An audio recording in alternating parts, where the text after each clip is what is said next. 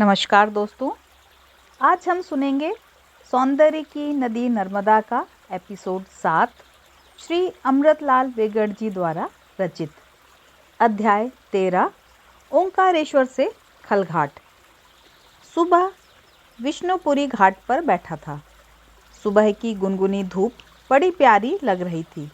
सामने है ओंकारेश्वर, पहाड़ी नदी का पहाड़ी तीर्थ स्थान। सकरी नदी के दोनों ओर खड़ी चट्टानी कगारें हैं। इस तट पर मांधाता, उस तट पर ओंकारेश्वर, दोनों मिलकर ओंकार मांधाता, और बीच में अलस गति से बहती शांत नीरव नर्मदा नदी बहती हुई भी रुकी सी जान पड़ती है। सुदूर केरल से आकर बालक शंकर ने यहाँ गुरु गोविंद पाद के आश्रम में रहकर विद्याभ्यास किया था। वे हमारे देश के सर्वश्रेष्ठ परिवारजक हैं। भारत की भावनात्मक एकता के लिए उन्होंने जो किया वह अनुपम है। ऐसे आद्य शंकराचार्य की पावन स्मृति इस ओंकारेश्वर से जुड़ी हुई है। फिर भी कमल भारती जी, रामदास जी और मायानंद जी सदृश संतों के आश्रम भी यहाँ रहे। आज भी नए नए आश्रम बनते जा रहे हैं। नर्मदा तट के छोटे से छोटे तृण और छोटे से छोटे कण न जाने कितने परिव्राजकों, ऋषि मुनियों और साधु संतों की पद धूलि से पावन हुए होंगे। यहाँ के वनों में अनगिनत ऋषियों के आश्रम रहे होंगे। वहाँ उन्होंने धर्म पर विचार किया होगा, जीवन मूल्यों की खोज की होगी और संस्कृति का उजाला फैलाया होगा। हमारी संस्कृति आरण्यक संस्कृति रही, लेकिन अब हमने उन पावन वनों को काट डाला और पशु पक्षियों को खदेड़ दिया या मार डाला है। धरती के साथ ये कैसा विश्वासघात है। एक आदमी स्नान के लिए आया था। मैंने कहा, नर्मदा कितनी सकरी है। नर्मदा की यह एक धारा दूसरी ओंकारेश्वर के पीछे है। कहते हैं कावेरी नर्मदा से मिली, लेकिन थोड़ी ही देर में दोनों में अनबन हो गई और कावेरी नर्मदा से अलग हो गई। ओंकारेश्वर के इस ओर नर्मदा है, उस ओर है कावेरी।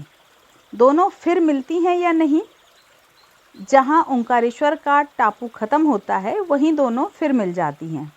नर्मदा ने आखिर छोटी बहना को मना लिया, इसलिए असली कावेरी संगम बाद का है, पहला नहीं। पहले आगमन, फिर बहिर्गमन, अंत में पुनरागमन। बढ़िया कल्पना है। यहाँ बैठा सामने के घाट को देख रहा हूँ। वहाँ न जा पाने का कोई दुख नहीं, क्योंकि ओंकारेश्वर 2 बार हो आया हूँ।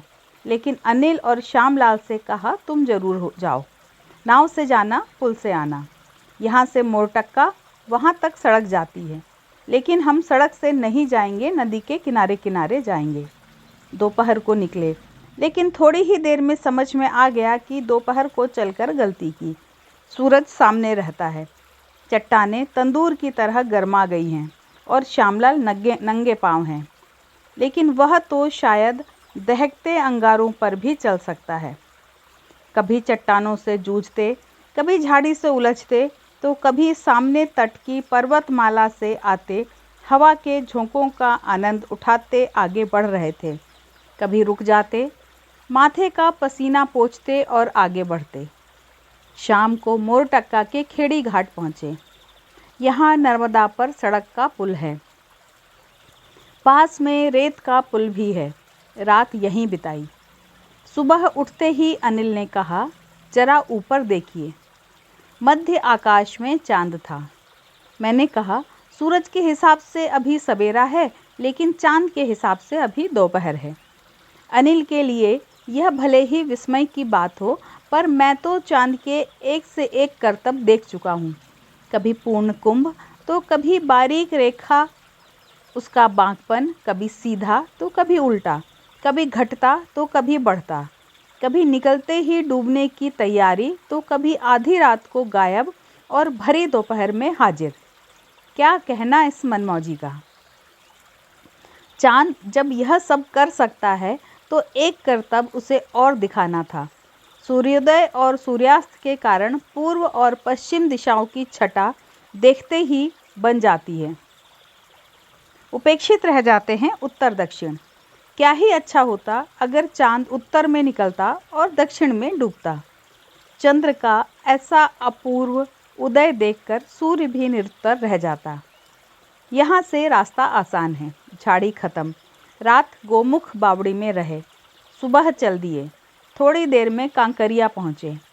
नदी तट पर एक खंडहर सी धर्मशाला थी। ऊपर छप्पर नहीं था। खिड़की में पल्ले नहीं थे। खिड़की के इस फ्रेम में से पनिहारिनें ऐसी दिख रही थीं मानो मैं रंगीन टीवी देख रहा हूँ। खिड़की के पास से देखता तो वाइड व्यू दिखता और हटकर देखता तो क्लोजअप नज़र आता। ऐसा लाइव टेलीकास्ट तो संसार का श्रेष्ठतम टीवी सेट भी नहीं दे सकता। दोपहर को रावेर पहुँचे। यहाँ नदी तट पर पेशवा का स्मारक है।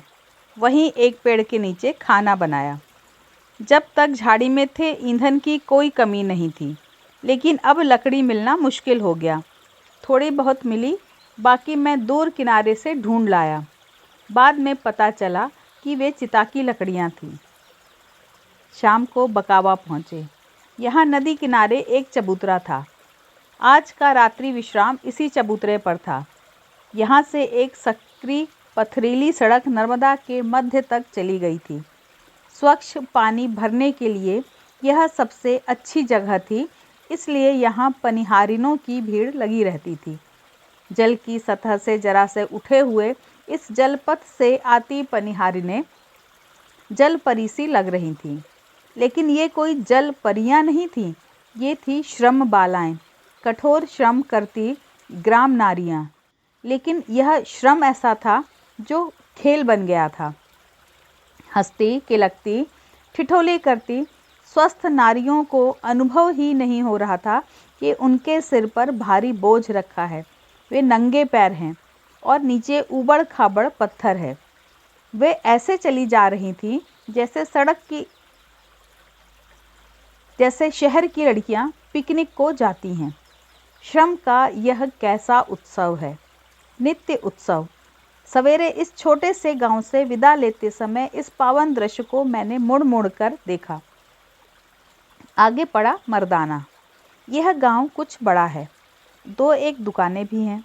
अनिल और श्यामलाल सौदा लेने लगे। मैं दूर खड़ा था। वहाँ एक वृद्ध बैठे थे। उन्होंने कहा, आप खरीद क्यों रहे हैं? मेरे यहाँ सदाव्रत दिया जाता है। चलिए, तुला तुलाया सौदा वापस करना पड़ा। यह सदाव्रत कब से चल रहा है? 75 साल से। 75 साल पहले मेरा जन्म हुआ था। इस खुशी में मेरे पिता ने यह शुरू किया था, तो आज तक चला आ रहा है। मैंने अपने चारों बेटों को ज़मीन बांट दी है, लेकिन 2 एकड़ ज़मीन सदाव्रत के लिए अलग रख दी है। मैं नहीं रहूँगा, पर सदाव्रत रहेगा। जिंदगी तो कुल एक पीढ़ी भर की होती है, पर नेक काम पीढ़ी दर पीढ़ी चलता रहता है। शाम को भटियान पहुँचे। नर्मदा के बालुई तट पर बसा छोटा सा गांव। नदी किनारे पेड़ों के पास एक पक्की छोटी धर्मशाला। इसमें एक दुबले पतले बाबा रहते हैं, बच्चों सा सरल स्वभाव। गांव के लोग इन्हें खूब चाहते हैं। कोई 30 वर्ष से यहाँ पर हैं। हमें बड़े प्रेम से अपने साथ ठहराया। बातें होने लगी तो मैं समझ गया इनकी मातृभाषा गुजराती है। फिर तो गुजराती में बातें होने लगी। मैंने कहा, इतने वर्षों के बाद भी आप गुजराती नहीं भूले? उन्होंने कहा, मातृभाषा को कोई कैसे भूल सकता है। सुबह जब चलने लगे तो बड़े प्यार से बोले, आवजो। घड़ी भर के लिए वे सन्यासी में से गृहस्थ बन गए थे। विदा लेते मेहमानों से कह रहे थे, आवजो, फिर आना। अगला पड़ाव मरकटी तीर्थ। निर्जन एकांत में वेदा और नर्मदा के संगम पर स्थित ऊंचे टीले पर एक मंदिर। उसी में रहे। मंदिर में एक युवा पुजारी है और उसकी माँ। पुजारी की माँ ने कहा, आज से कोई 3 साल पहले अचानक यह लड़का घर से चल दिया। बहुत ढूंढा पर नहीं मिला। कोई साल भर बाद अमरकंटक से चिट्ठी आई कि मैं नर्मदा परिक्रमा पर निकल गया हूँ। मेरी बाट मत जोहना। लेकिन माँ का दिल तो है, सोचती थी परिक्रमा पूरी करने के बाद मेरा बेटा लौट आएगा। लेकिन परिक्रमा करते करते इसने तो जोग ही धारण कर लिया। एक ठंडी सांस लेकर उसने कहा, कोई 15 साल की उम्र में हमने इसकी सगाई की थी। लड़की के पिता ने 7 साल तक इंतजार किया। जब हमने उसके घर लौटने की उम्मीद पूरी तरह छोड़ दी, तब पिछले साल ही उन्होंने अपनी बेटी की शादी दूसरी जगह की। उस लड़की से मुझे कितनी ममता हो गई थी। चूल्हे की आग को ठीक करते हुए उसने अपना कहना जारी रखा। बड़ा एकांत है यहाँ, पास में कोई गांव नहीं। मैं और मेरा बेटा, बस हम दो ही हैं यहाँ। वह तो दिन भर पूजा पाठ में लगा रहता है, मेरा समय काटे नहीं कटता। यहाँ रहती हूँ तो घर की याद आती है, घर जाती हूँ तो इसकी चिंता सताती है। कल रात को ही यहाँ 2 मुँह वाला सांप निकला था। मैं बेहद डर गई थी, बड़ी मुश्किल से बाहर निकाला। बेचारी माँ, उसके मन के 2 टुकड़े हो गए हैं। एक हिस्सा यहाँ है, दूसरा घर रह गया। बाहर खुले में सोए, आकाश साफ था और रात सुहानी। तारे इतने पास लग रहे थे कि हाथ बढ़ाओ और छू लो। सुबह चल दिए। दोपहर तक नावड़ा तोड़ी तक पहुँच गए। सामने तट पर है महेश्वर, रानी अहिल्याबाई का नगर। अहिल्याबाई अत्यंत कुशल प्रशासक और नर्मदा की परम भक्त थी। महेश्वर में उनके बनवाए घाट इस तट से बड़े ही सुंदर लग रहे थे। यहाँ एक सज्जन रहते हैं, पहले सरकारी अफसर थे, अच्छी पेंशन मिलती है। इन्होंने सारी पेंशन कुत्तों पर खर्च कर दी। इस गांव के तो क्या, आसपास के लोग भी इन्हें खूब चाहते हैं। मिलने पर बोले, चाय की इस दुकान की यह बेंच ही मेरा घर है और इस झोले में मेरी सारी गृहस्थी। गांव के कुत्ते मेरे स्वजन हैं। फिर धीरे से बोले, आदमी से कुत्ते अच्छे।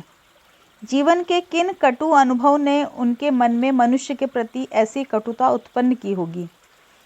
देवी देवता में मेरा कोई विश्वास नहीं, साधु संतों पर भी नहीं।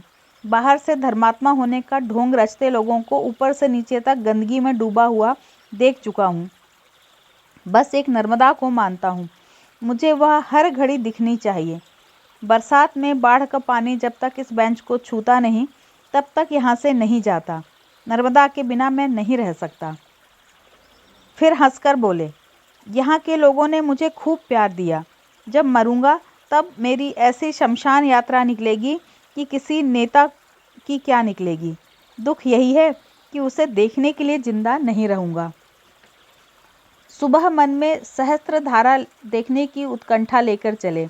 मंडला की सहस्त्रधारा कई बार देख चुका हूँ, महेश्वर के पास की इस बड़ी सहस्त्रधारा को पहली बार देखूंगा।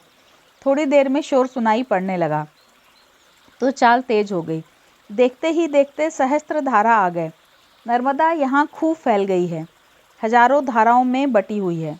इन धाराओं में छोटे छोटे अनगिनत प्रपात फड़फड़ा रहे हैं। चारों ओर धाराओं का जालसा फैला है। इन आड़ी टेढ़ी आंकी बाकी जलधाराओं से नर्मदा के यहाँ मानो झीनी झीनी बीनी रे चदरिया। पानी की चादर, जलधाराओं के ताने बाने, चट्टानों का करघा, ऐसी चादर तो बस नर्मदा ही बुन सकती है और ऐसी चादर तो बस धरती ही ओढ़ सकती है। और यह धारा शब्द नर्मदा के साथ खूब जुड़ा हुआ है। अमरकंटक से निकलते ही कपिल धारा और दूध धारा, मंडला की सहस्त्रधारा, बरमान घाट की सतधारा, ओंकारेश्वर के पास धारा क्षेत्र और महेश्वर के पास पुनः सहस्त्रधारा। कैसी धारा प्रवाह नदी है यह। जहाँ जहाँ धारा शब्द आया है वहाँ प्रपात जरूर है, चाहे कपिल धारा जैसा ऊंचा प्रपात हो, चाहे सहस्त्रधारा के इन तितलियों जैसे छोटे छोटे प्रपात हों। जबलपुर के धुआंधार में धारा शब्द आते आते रह गया। वैसे धार धारा का ही तो अनुज है। पर अब चलना चाहिए, धूप तेज हो रही है, आगे का मार्ग कठिन है। थोड़ी देर के लिए ही किनारा छोड़ना होगा। चलते चलते एक टीले पर आ गए। इस ऊंचे झरोखे से सहस्त्रधारा के नन्हे मुन्ने प्रपात एक साथ दिखाई दे रहे हैं। नन्हे मुन्ने क्या, एकदम दुधमुहे। इनके मुँह से दूध अभी छूटा ही कहाँ। ढालखेड़ा से राघवानंद जी के आश्रम में रुके। यहाँ किसी ने बताया कि नर्मदा में वह जो टापू दिखाई दे रहा है, एक फ्रेंच युगल उसमें 6 महीने तक रहा। बरसात में उस तट पर चला गया। कुछ समय पहले फ्रांस लौट गया। ऐसी कौन सी डोर होगी जो 7 समंदर पार के फ्रेंच नौजवान पति पत्नी को नर्मदा के इस सुनसान टापू में खींच लाई होगी। सौंदर्य पिपासु मन, एकांत साधना की चाह या पश्चिम की आपाधापी से विलग होकर पूर्व की शांति में डुबकी लगाने की प्रबल इच्छा। रात को बाहर खुले में सोए। इस बार की यात्रा में नर्मदा में इतने टापू देखे हैं कि रात को आकाशगंगा में भी मुझे अनेक टापू दिखाई दिए। सुबह चल दिए, आज दीपावली है। दोपहर तक साटक संगम पहुंच जाएंगे। वहां नर्मदा का प्रसिद्ध खलघाट पुल है, वहीं इस बार की यात्रा समाप्त करेंगे। थोड़ी देर में साटक संगम पहुंच गए। साटक एक छोटा सा झरना है, लेकिन इसे पार करने में एक नाटक हुआ। साटक में एक नन्हा प्रपात था। उसे देखते हुए मैं पानी में उतरा। उतरते ही काई लगे पत्थर पर से फिसल कर गिर पड़ा। किसी तरह उठा, फिर दोबारा गिरा। साटक ने अपने अंक में मुझे 2 बार लिया, इसलिए यह नाटक एकांकी न रहकर द्विअंकी हो गया। पास ही एक मंदिर है। मंदिर की देखभाल एक महाराष्ट्रियन महिला करती है। माता ने स्नेह से हमें मंदिर में ठहराया। मैंने कहा, हमारी इस बार की यात्रा यहाँ समाप्त हो रही है और कल सुबह घर लौट जाएंगे। अगले साल फिर यहाँ आएंगे और दशहरे से आगे बढ़ेंगे। आगे शूलपाण की झाड़ी पड़ेगी, उसके बारे में तो आपने सुना ही होगा। सुना क्यों नहीं, कितने ही परकम्मा वासियों से कितनी ही बातें सुनी हैं। झाड़ी में तीर धनुष लेकर भील आते हैं और सब कुछ लूट लेते हैं। अंत में परकम्मा वासी के पास बच रहती है केवल लंगोटी और तुम्बी। लेकिन इन बातों ने हमारे अंदर झाड़ी के प्रति विशेष आकर्षण जगा दिया है। राजघाट बड़वानी से झाड़ी शुरू होगी। आपके पास यह जो सामान है, इसमें से कुछ न बचेगा। कपड़े और चश्मा तक उतार लेंगे। लंगोटी लगाकर रह लूँगा, लेकिन मेरी स्केचबुक ले ली, चश्मा ले लिया तो समझिए मेरे कवच कुंडल ही उतार लिए। नंगे बदन ठंड में कैसे चलूँगा। मुझे कुछ सोच कर देख उन्होंने कहा, एक काम करो, झाड़ी में से मत जाओ, बाहर से निकल जाओ। नहीं, हरगिज नहीं, झाड़ी में से ही जाएंगे, चाहे जो हो। हाँ, एक काम कर सकते हैं कि दिवाली की छुट्टी की बजाय गर्मी की छुट्टी में चलें। गर्मी में नंग धड़ंग रह लेंगे, ठंड बर्दाश्त ना होगी। रात का अंधेरा जल में उतर आया था और काजल सा काला हो चला था।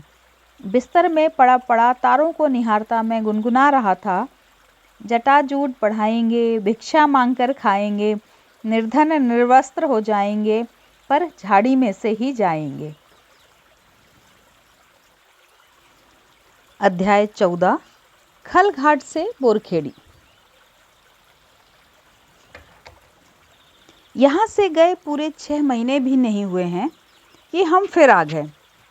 साटक संगम के मंदिर की देखभाल करने वाली महाराष्ट्रियन महिला ने हमारा स्वागत करते हुए कहा, मैं सोच ही रही थी कि अभी तक आप आए नहीं, लेकिन आपका तीसरा साथी कहाँ है? कौन? अनिल। उसकी परीक्षाएं चल रही हैं, इसलिए नहीं आ सका। लेकिन आप इतना ढेर सारा सामान क्यों लाए? शूलपाण झाड़ी में भील सब कुछ लूट लेंगे, कपड़े तक उतार लेंगे। निहायत जरूरी सामान ही तो लिया था। 7-8 दिन का राशन, 10-12 दिन का नाश्ता, कुछ बर्तन, दरी, 2 चादरें, 2 जोड़ी कपड़े, तौलिया, टार्च और कुछ छोटी मोटी चीज़ें। यही थी हमारी गृहस्थी। और झाड़ी यहाँ से कोई 100 किलोमीटर बाद शुरू होगी। तब तक तो कुछ आराम से रह लें, फिर देखा जाएगा। 19 मई 1985 सुबह की पहली उजास के साथ साटक संगम से चले। पास ही खलघाट का पुराना पुल है, थोड़ा आगे नया पुल है। बम्बई आगरा राजमार्ग इस पर से जाता है, इसलिए दिन रात वाहनों का तांता लगा रहता है। तेज लू चल रही है। एक तो गर्मी के दिन, फिर पश्चिमी निमाड़ की गर्मी। थोड़ी ही देर में पसीने से नहा उठे। रात्रि निवास 11 लिंगी के मंदिर में रहा। एकांत स्थान मंदिर में एक स्वामी जी ठहरे थे। जब मैंने उनसे कहा कि आगे हम झाड़ी में से जाएंगे, तो उन्होंने कहा, आप उसमें भटक जाएंगे, महीनों लग जाएंगे। झाड़ी कुल 80 मील की है, महीनों कैसे लगेंगे? आपका सारा गणित धरा रह जाएगा। 9 दिन चले 2.5 कोस वाली बात होगी। भूख और प्यास के कारण प्राण कंठ को आ जाएंगे। भील आपका सब कुछ ले लेंगे, चश्मा तक उतार लेंगे। आप इतना सामान लेकर चले हैं कि मेरे मुंह में भी पानी आ रहा है। ऐसा न हो कि झाड़ी के पहले ही कोई आपको लूट ले। उस समय तक नर्मदा तट की कोई 1400 किलोमीटर की पदयात्रा कर चुका था। अगर ये कहीं शुरू में ही मिल गए होते तो मैं शायद घर से बाहर निकलने की हिम्मत ही न करता। अपने चेले चामुंडों के साथ वे पास के गांव में चले गए, तो उस एकांत स्थान में हम 2 ही रह गए, मैं और श्यामलाल। दुर्लभ साथी है यह श्यामलाल। चाहे जितना बोझ उठाना पड़े, चाहे जितना चलना पड़े, उसे कोई फर्क नहीं पड़ता। मेरे पीछे अपनी जान तक जोखिम में डालने के लिए तैयार रहता है। खुले में सोए। अमावस्या की रात थी। आकाश में अनगिनत तारे जगमगा रहे थे। तारे तो रोज रहते हैं, लेकिन आकाश आज कैसा बौराया है। मेरा मन आकाश में खरीदारी करने के लिए चल पड़ा।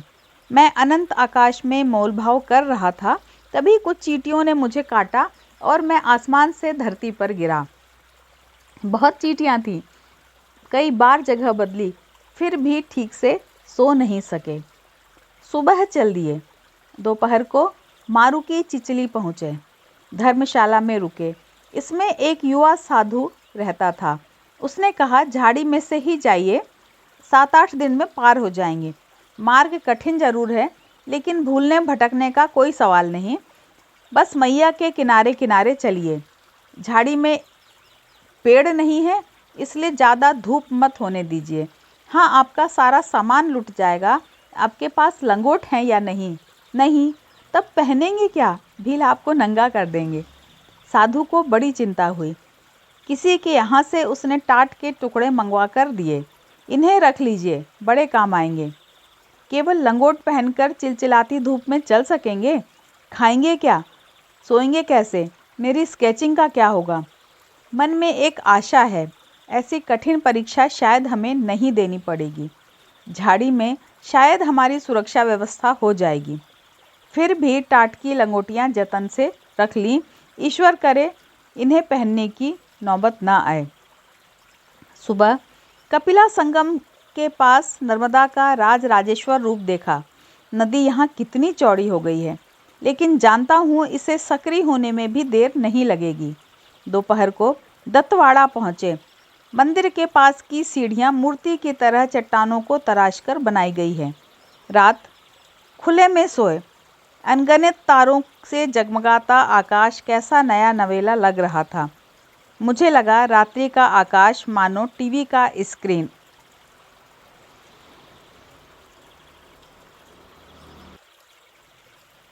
पर हमारी पृथ्वी आकाश से अलग नहीं, आकाश में भी है, जल में कुंभ जैसी। तब मेरी उपमा ठीक नहीं हुई। स्क्रीन से दर्शक अलग होता है, पर यहाँ तो दर्शक भी उसी स्क्रीन में है। पहले में द्वैत है, इसमें अद्वैत। लेकिन मेरी द्वैत अद्वैत की मीमांसा आगे बढ़े इसके पहले बहुत कुछ चींटियों ने काटकर मुझे याद दिलाया कि मैं वहाँ नहीं, यहाँ हूँ। बहुत चींटियाँ हैं। रोज़ रात को बार बार जगह बदलनी पड़ती है। अगला पड़ाव पिपलोद। इसके बाद का पड़ाव राजघाट। राजघाट से झाड़ी शुरू हुई। जिस झाड़ी का मुझे आकुल इंतजार था वह आखिर आ गई। लेकिन यहाँ तो कोई झाड़ी नहीं, बल्कि यहाँ नर्मदा पर सड़क का पुल है। 5 किलोमीटर दूर बड़वानी शहर है। शासकीय कार्यालय, थाना आदि बड़वानी में है। श्यामलाल को राजघाट की धर्मशाला में बिठाकर मैं बड़वानी गया। पुलिस के उच्च अधिकारी से मिला। अपना संक्षिप्त परिचय देकर कहा कि झाड़ी में मेरी सुरक्षा व्यवस्था करने की कृपा करें। उन्होंने तुरंत थानेदार को फ़ोन किया। थानेदार की आवाज़ बुलंद थी, मुझे भी सुनाई दे रही थी। वे कह रहे थे, भील तो लूटेंगे, यह उनकी सैकड़ों वर्षों पुरानी परंपरा है, हम किस किस की व्यवस्था करते फिरेंगे। लेकिन इनके पास इंदौर संभाग के आयुक्त का पत्र है, वह व्यवस्था हमें करनी ही होगी। फिर मुझसे कहा, आप एक बार काम कीजिए, थानेदार साहब से खुद मिल लीजिए। थानेदार उसी भवन में नीचे बैठते थे।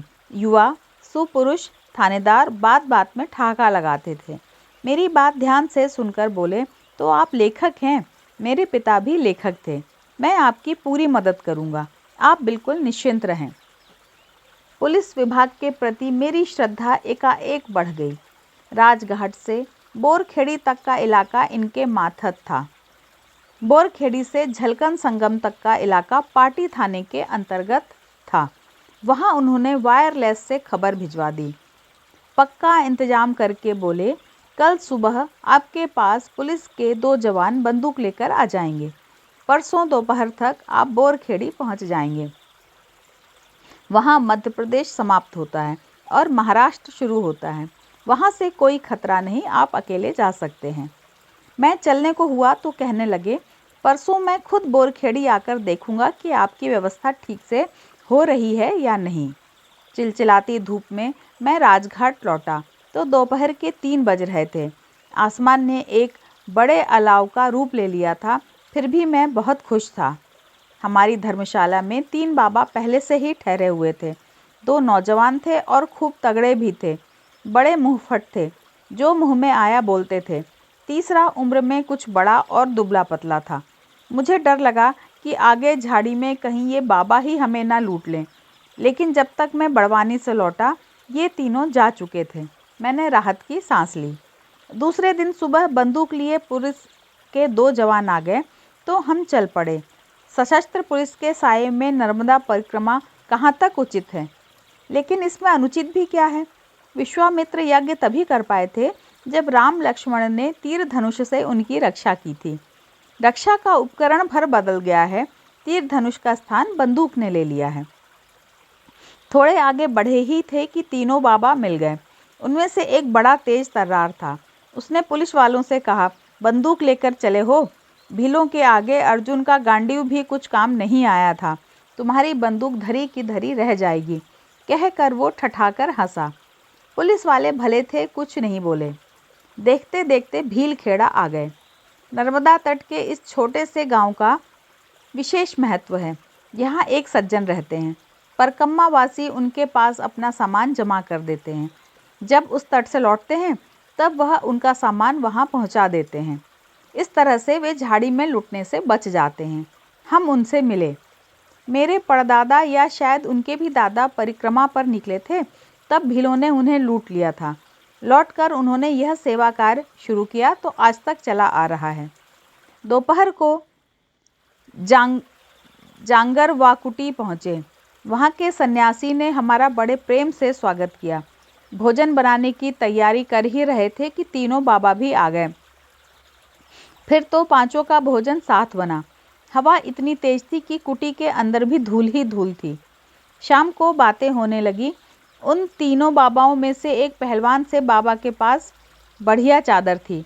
किसी ने कहा, भील इसे लूट लेंगे। अक्खड़ और फक्कड़ बाबा ने दूर बैठे एक ग्रामीण से तेज आवाज में कहा, इधर आ। ग्रामीण सहमा सहमा आया। ये ले जा। हमसे कहा, कोई मुझसे छीन ले, इससे पहले मैं ही क्यों ना दे दूं। सुबह चल दिए। तीनों बाबा वहीं रह गए। तेज लू थी, लू आती तो रेत की आंधी चलती। अब नदी के दोनों ओर पहाड़ झांकने लगे थे। बीजासन के पास है हिरन फॉल। हिरन फॉल के दोनों ओर की पहाड़ियां सामने सामने आ गईं। बीच की चट्टानों में से सकरी नर्मदा बह रही है। हिरन फॉल है शूलपाण झाड़ी का प्रवेश द्वार। यहाँ नर्मदा मानो अपने द्वार बंद कर लेती है और दुनिया बाहर रह जाती है। बोरखेड़ी यहाँ से ज़्यादा दूर नहीं है, लेकिन नर्मदा के किनारे किनारे जाना संभव नहीं। पास ही टेढ़ी मेढ़ी चढ़ती उतरती कच्ची सड़क है, उससे हम बोरखेड़ी आ गए। गांव के मुखिया के घर ठहरे। तीसरे पहर मोटरसाइकिल की आवाज़ सुनाई दी। हेड कांस्टेबल को पीछे बैठाकर दहकती धूप में धूल का गुबार उड़ाते थानेदार आ गए। यहाँ से उनके सिपाही लौट जाएंगे, लेकिन पार्टी थाने के आ जाएंगे। हम लोगों का कुशल क्षेम पूछकर हंसते हंसाते चले गए। बोरखेड़ी बड़ा गांव है, 2-3 दुकानें हैं। दुकान वाला यह आखिरी गांव है, यहाँ से झाड़ी शुरू। श्यामलाल, जो लेना हो ले लो, आगे कुछ नहीं मिलेगा। शाम को पार्टी के खिलाड़ी आ गए, वानखेड़े और सिसोदिया। वानखेड़े इस इलाके का अच्छा जानकार है। गांव खेड़े में एक का मेहमान सबका मेहमान। कुछ ग्रामीण हमें यहाँ की सबसे ऊंची पहाड़ी पर ले गए। नाम है बाबा बूढ़ा। इस पर से मैंने सांझ के सूरज को पश्चिम क्षितिज में विलीन होते देखा। सूरज के डूब जाने पर भी मैं क्षितिज को देखता रहा, मानो यहीं खड़े खड़े शूलपाण की झाड़ी को देख लूँगा। सुबह चले तो हम 6 थे, 2 हम, 2 सिपाही और 2 ग्रामीण, जिन्हें सिपाहियों ने मार्ग दिखाने के लिए साथ में लिया था। इस तरह कमर कसकर दल बांधकर हम झाड़ी के सबसे खतरनाक प्रदेश की ओर चल पड़े।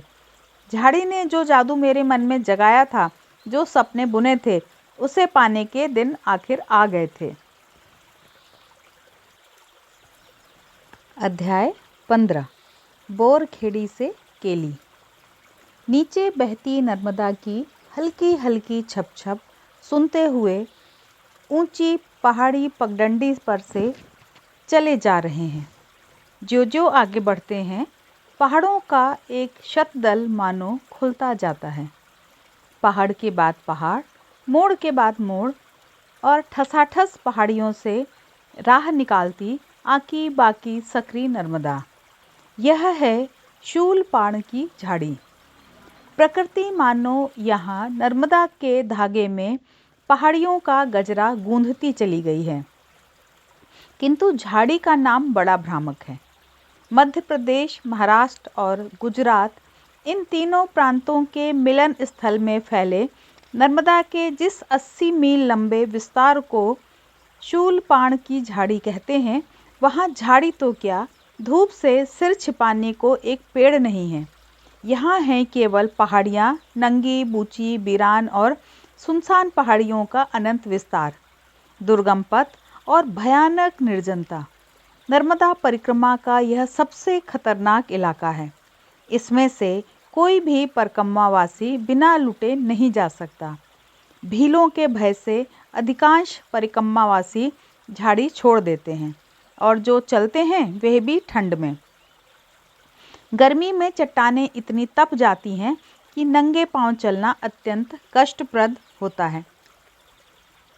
प्यास अलग परेशान करती है, लेकिन हमने जेठ की झुलसती गर्मी और तप्त हवाएं चुनी थीं और अब पसीने से नहा रहे थे। घुमाव पार करके एक पहाड़ी की छाया से बाहर निकले ही थे कि सतर्क वानखेड़े ने कहा, जरा वहाँ देखिए।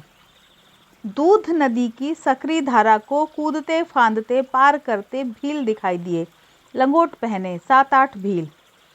अब वह प्रदेश शुरू हो गया है जहाँ पुरुष केवल लंगोट पहनते हैं, बित्ते भर का लंगोट। लंगोट के ऊपर रुमाल के आकार का एक चौकोर कपड़ा झूलता है, बस। देखिए, अगर हम न होते तो वे आपका सब कुछ लूट लेते। जैसे नंगे वे खुद हैं, वैसा ही नंगा आपको भी कर देते। चश्मा तक उतार लेते। विरोध करते तो पीटते। अगर उन्हें लगता कि यह आदमी थाने में रिपोर्ट कर सकता है तो काट कर फेंक देते। सिसोदिया ने कहा, हम खरगोन जिले में हैं, सामने धार जिला है। भीलों का आतंक बोरखेड़ी से लेकर झलकन संगम तक है। 80 मील की झाड़ी में बस इस 25-30 मील में ही लूटपाट होती है। अब तक भील उस तट से इस तट पर आ गए थे। हमें दूर से देखकर बहुत खुश हुए होंगे। आज तो खूब जजमान आ रहे हैं, सामान भी खूब है, मज़ा आ जाएगा। लेकिन पास आने पर देखा होगा, सत्यानाश, इनके साथ तो बंदूकधारी पुलिस के जवान हैं। छुप जाओ, छूमंतर हो जाओ। और सभी पलक झपकते गायब हो गए, मानो धरती में समा गए। खोहों में छिपे छिपे वे हमें सामान असबाब के साथ पहले आते और फिर जाते हुए देखते रहे होंगे और दांत पीसकर रह गए होंगे। अपने शिकार को इतनी आसानी से हाथ से निकलता देखकर उन्हें कितनी निराशा हुई होगी। दोपहर को तुअर खेड़ा पहुँचे। 6-7 बिखरी हुई झोपड़ियों का टुइयां सा गांव। मुखिया के यहाँ रुके। वानखेड़े मुखिया को जानता है। उससे मिलकर वह मेरे पास आया और बड़े संकोच के साथ बोला, आपको मुर्गा तो चलेगा ना? हमारे स्वागत में वे मुर्गा काटना चाहते हैं। मना करने पर बुरा मानेंगे। मिष्ठान में मुर्गा? भीलों के घर में मुर्गियों के झुंड रहते ही हैं। मैं नहीं खाता, पर तुम लोग मजे से खाओ। श्यामलाल को भी शामिल कर लो। श्यामलाल ने दाल बनाई। मुखिया की स्त्री ने ज्वार की रोटी बनाई। मुझे वे मालपुए से कम नहीं लगी। खाना खाकर बैठा ही था कि बाहर छाया में खाट पर लेटी एक स्त्री पर मेरा ध्यान गया। हमें देखकर वह उठ बैठी और कौतूहल से हमारी ओर देखने लगी। उसे देखकर मैं अवाक रह गया। मेरी नज़र उसके चेहरे पर से हटती ही न थी। रंग तो काला था, लेकिन इतना सुंदर, कोमल, मृदुल रूप में तराशा चेहरा मैंने कभी नहीं देखा था। विधाता ने जिस दिन उसे रचा होगा, उस दिन और कोई काम नहीं किया होगा। बस बैठे बैठे परम संतोष से उसे देखता रहा होगा। मुझे अनायास ही गुरुदेव का वह गीत याद हो आया। कृष्ण कली आमी तोरई बली, कालो तारे बले गायर लोग, कालो ताते जतई कालो हो, देखे छी तार कालो हरनी चोक। लोग चाहे जिस नाम से पुकारें, मैं उसे कृष्णकली कहता हूँ। गांव के लोग उसे काली कहते हैं। काली? कितनी ही काली क्यों ना हो, मैंने देखी है उसकी हिरनी सी काली आंखें। शांति निकेतन में यह गीत कई बार सुना था। तब क्या पता था इस कृष्णकली से शूलपाण झाड़ी में भेंट होगी। वह गर्भवती थी। 7वां या 8वां महीना चल रहा था। अभी माँ नहीं बनी थी, पर मातृत्व की उजास उसके चेहरे पर उतर आई थी। सौंदर्य के साथ मांगल्य आ मिला था। मैंने उसके 2-3 स्केच बनाए, पर बात नहीं बनी। एक कुछ ठीक हुआ, वह उसे बताया। अपना चेहरा देखकर वह हौले से मुस्कुराई। कैसी अनबूझ मोहक मुस्कान। तभी 2 किशोर आए। मसें भीग रही थीं। क्या सुंदर चेहरे थे। अपनी रंग बिरंगी पाग में बिल्कुल राजकुमार लग रहे थे। क्या स्त्री क्या पुरुष, भील भिलाले बड़े सुंदर होते हैं। धूप में तपे इनके शरीर बड़े सुगठित होते हैं। दुबले पतले होते हैं, पर इनमें गजब की फुर्ती होती है। दोपहर को नहीं चलते थे, पर आज चलेंगे। इस खतरनाक प्रदेश को जितना जल्द पार कर लें उतना ही अच्छा। कभी घाटी में से तो कभी पहाड़ियों की पीठ पर से चलते हुए दिन डूबते कोट बांधनी पहुँचे। सारा दिन चले थे, थककर चूर हो गए थे। अगर स्नान कर लें तो थकान दूर हो जाए। रात के अंधेरे में नर्मदा अमूर्त, रहस्यपूर्ण और भयावह लग रही थी। हल्की सी चांदनी में चारों ओर की पहाड़ियाँ और भी अधिक काली लग रही थीं। नीरव नर्मदा में रात्रि स्नान किया।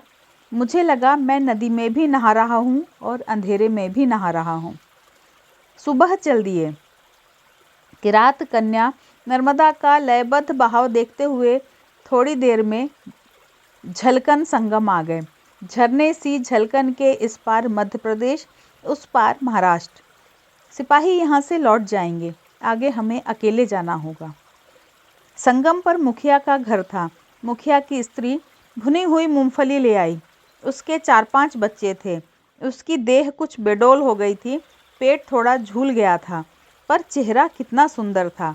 मुखिया भी बड़ा बांका था। दोनों के चेहरे ताजगी और तंदुरुस्ती से चमक रहे थे। उनकी 12-13 वर्ष की बेटी थी। उसने माता पिता का भरपूर रूप पाया था। मैंने कहा, बिटिया तू बैठ, मैं तेरा चित्र बनाऊंगा। वह सुनकर इतना हंसी कि हंसते हंसते दोहरी हो गई। चेहरा लाल हो उठा। प्रसन्न माँ जिस दृष्टि से बेटी को निहार रही थी, उसमें स्नेह की अनुभूति तो थी ही, प्रशंसा की अभिव्यक्ति भी थी। खुशी से उमगते स्वर में उसने मुझसे कहा, वह शर्मा रही है। उस बच्ची का बाल सुलभ भाव से लजाना मन को ऐसा हुआ कि यदि अशोभनीय न समझा जाता तो मैं उसका माथा चूम लेता। माँ के बहुत कहने पर सिर पर ओढ़नी डालकर बैठी, लेकिन उस शर्मीली लड़की के सौंदर्य का शतांश ही मैं अपने स्केच में उतार सका। स्केच अच्छा तो नहीं हुआ, फिर भी वह मुझे प्रिय है। यह मुझे एक ऐसी अल्हड़ लड़की की याद दिलाता है जिसे पाकर कोई भी पिता गर्व से भर उठेगा। संगम में नहाने के बाद झलकन में भी नहाया। बित्ते भर की झलकन के इस पार मध्य प्रदेश, उस पार महाराष्ट्र। महाराष्ट्र में नहाया था, मध्य प्रदेश में अंगोछे से शरीर पोंछा। बानखेड़े और सिसोदिया यहाँ से वापस चले गए। जाते समय कह गए, आगे कोई डर नहीं है, निर्भय होकर जाइए। घर जाकर चिट्ठी जरूर लिखिएगा, आपकी आगे की यात्रा कैसी रही, यह जानने की उत्सुकता रहेगी। अब हम महाराष्ट्र में चल रहे हैं। चलते चलते मन में यही विचार आया कि अगर कल के भीलों को पता चल गया कि सिपाही तो चले गए हैं, तो वे आज भी आकर हमें लूट सकते हैं और कल का गुस्सा निकालने के लिए हमारी थोड़ी बहुत पिटाई भी कर सकते हैं। लेकिन तभी मैंने अपने आप को हल्के से झिड़का, इतने डरपोक हो तो आए ही क्यों। दोपहर के बाद का चलना बड़ा कष्टप्रद होता है। धरती खूब तप जाती है, छाया के लिए एक पेड़ नहीं है, ऊपर से सूरज सामने पड़ता है, इसलिए ऐसा लगता है मानो कोई हमें धीमी आंच में भून रहा है। नदी कुछ अधिक ही आड़ी टेढ़ी आकी बाकी बहती है। चारों ओर ठसाठस पहाड़ियाँ हैं। नर्मदा मानो 100 तालों में बंद है। हम सोचते हैं कि नर्मदा अब आगे कैसे बढ़ेगी, पर रास्ता रोककर खड़ी पहाड़ियों को चकमा देकर कहीं न कहीं से रास्ता खोज ही लेती है। चट्टानों को अपनी दुलार भरे स्पर्श से गुदगुदाती हुई आगे बढ़ जाती है। लोगों की भाषा समझ में नहीं आती। इनकी बोली मराठी नहीं, कुछ और है। महाराष्ट्र का यह प्रदेश खानदेश कहलाता है। जिला है धुलिया। पहाड़ियों की भूल भुलैया से राह निकालती नर्मदा और चट्टानों के आल जाल से मार्ग निकालते हम कोई 2 घंटे के बाद नदी किनारे बांस पर टंगी एक तख्ती दिखाई दी। इस पर लिखा था, यहाँ पर कम्मा वासियों को सदाव्रत दिया जाता है। इस वीराने में इस तख्ती को देखकर बड़ी खुशी हुई। पास ही एक पगडंडी ऊपर जाती थी। ऊपर गए तो एक गांव दिखाई दिया। गांव का नाम था नीम गहवाड़, यानी नीम गांव। जो गुरुजी सदाव्रत देते थे वे तो कहीं बाहर गए थे, पर उनका शिष्य था, बड़ा ही विनम्र। बड़े उत्साह से उसने हमारा स्वागत किया, रुकने का आग्रह किया, लेकिन हमें जल्दी थी, इसलिए थोड़ी देर रुकने के बाद पीठ पर बोझा लादकर हम चलने को तैयार हुए तो उसने कहा, आप मैया की परिक्रमा कर रहे हैं। हमारे महाराष्ट्र के रिवाज के अनुसार मैं आपको साष्टांग चरण स्पर्श करना चाहता हूँ। मेरी खुशी का क्या कहना। इतना सम्मान तो कभी किसी ने नहीं दिया। उम्र में वह मेरे सबसे छोटे बेटे से भी छोटा था, पैर छू सकता था, लेकिन यह क्या, पैर छूने के बजाय मेरी ओर टुकुर टुकुर देख रहा था। क्यों? मैं मूढ़ मगज जब किसी तरह नहीं समझा, तब उसने बड़े संकोच के साथ कहा, जरा चप्पल निकाल लीजिए। मुझे लगा कि ज़मीन फट पड़े और मैं उसमें समा जाऊं। चप्पल निकाली तो उसने ज़मीन पर लेटकर दंडवत प्रणिपात किया। दोपहर की चिलचिलाती धूप में पेंड्रा पहुँचे। सामने तट पर हापेश्वर का मंदिर दिखाई दे रहा था। भील स्त्रियों का एक दल सिर पर घास के गट्ठर लिए आया। स्त्रियों को उस पार जाना था। सकरी नर्मदा में एक छोटी नाव पड़ी रहती है। नाव उस पार थी। एक स्त्री तैरकर गई, नाव ले आई और 3-4 खेप में सभी उस पार चली गईं। देर तक नदी में नहाती और तैरती रहीं, फिर हंसती चहकती चली गईं। चारों ओर भूरी, धूसर या कत्थई पहाड़ियाँ हैं, दूसरा कोई रंग नहीं। इस एक रास्ता को तोड़ती हैं यहाँ की स्त्रियाँ। अपने चटकीले वस्त्रों में वे रंग बिरंगी फूलों सी लगती हैं, लेकिन मनुष्य यहाँ कितनी मुश्किल से दिखाई देता है। धूप का रंग कड़े दूध जैसा है। धूप भी एकदम कड़ी हुई। ताप के साथ साथ इसका भार भी महसूस होता है। ऊपर से चले, शाम तक पीपल चौपानी पहुँच जाएंगे। चलते चलते पगडंडी सहसा खत्म हो गई। दाहिनी ओर नर्मदा का खड़ा किनारा सीधे पानी में उतर गया था और सामने गहरे नाले की खड़ी कगार थी। न नदी में उतरना संभव था न नाले में। नाले के उस पार कुछ झोपड़ियां दिखाई दे रही थीं। अगर वह नाला ना होता तो हम आधे घंटे में पहुंच जाते, लेकिन अब लौटने के सिवा कोई चारा ना था। लंबा चक्कर लगाकर नाला पार किया। अब एकदम चढ़ाई थी। एक के बाद एक पहाड़ी चढ़ते गए, फिर उतराई आई। चढ़ाई से उतराई अधिक मुश्किल थी। किसी तरह उन झोपड़ियों तक पहुँचे। अलग अलग टेकरियों पर अलग अलग झोपड़ियाँ। उस पहाड़ी गांव का नाम था केली। यहाँ के प्रायः नग्न स्त्री पुरुषों को देखकर लगता था कि हम आदिम युग में पहुँच गए हैं। आकाश बादलों से घिर गया था। कभी भी बूंदाबांदी हो सकती थी। हम बुरी तरह थक गए थे, इसलिए पीपल चौपानी जाने का विचार छोड़ दिया और यहीं रात रुक गए। सुबह उठे तो दिन चढ़ चुका था। जिस भील के घर ठहरे थे उससे कहा, आगे का रास्ता दिखाने चलो, मेहनताना देंगे। पीपल चौपानी अच्छा गांव नहीं, लोग खतरनाक हैं, कत्ल कर डालते हैं। अपनी टूटी फूटी भाषा में उसने कहा, फिर गर्दन पर हाथ फेरकर कत्ल का मतलब समझाया। स्थिति गंभीर थी। हम नर्मदा परिक्रमा के सबसे खतरनाक इलाके में घुस आए थे और लौटने की कोई गुंजाइश बची नहीं थी। वह किसी भी कीमत पर आगे बढ़ने को राजी नहीं था। तो मन में तरह तरह की आशंकाएं लिए उस भयंकर सन्नाटे में हम दो ही चल दिए। पुलिस वालों की बड़ी याद आई।